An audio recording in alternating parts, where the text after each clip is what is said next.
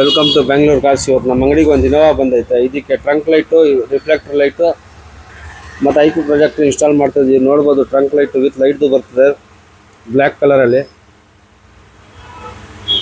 Fog lamp ಎಲ್ಲ ಬಿಚ್ಚಿದ್ದೀವಿ normal. ಇವಾಗ ಇದರಲ್ಲಿ IP ಪ್ರೊಜೆಕ್ಟರ್ನ ಇನ್ಸ್ಟಾಲೇಷನ್ ಮಾಡ್ತಾಯಿದ್ದೀವಿ. ನೋಡ್ಬೋದು, ಇನ್ಸ್ಟಾಲೇಷನ್ ಸ್ಟಾರ್ಟ್ ಮಾಡಿದ್ದೀವಿ. 617 ಟ್ರೈ ಕಲರು 3 ಇಂಚು, ತುಂಬ ಚೆನ್ನಾಗಿರ್ತದೆ ಕ್ವಾಲಿಟಿ. ನೋಡ್ಬೋದು ಯಾವ ರೀತಿ ಐತೆ ಅಂತ. IP ಪ್ರೊಜೆಕ್ಟ್ರು ವಿತ್ ಬ್ಲಾಸ್ಟರು ತುಂಬ ಚೆನ್ನಾಗಿದೆ ಕ್ವಾಲಿಟಿ.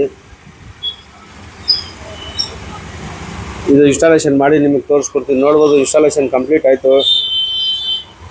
ಟ್ರಂಕ್ ಲೈಟು ಅಬ್ಸರ್ವ್ ಮಾಡ್ಬೋದು, ಮ್ಯಾಟ್ರಿಕ್ಸ್ದು ಲೈಟ್ ಕೂಡ ಅಬ್ಸರ್ವ್ ಮಾಡ್ಬೋದು. IP ಪ್ರೊಜೆಕ್ಟ್ರು ಕೂಡ ಇನ್ಸ್ಟಾಲೇಷನ್ ಆಯಿತು. ನೋಡ್ಬೋದು,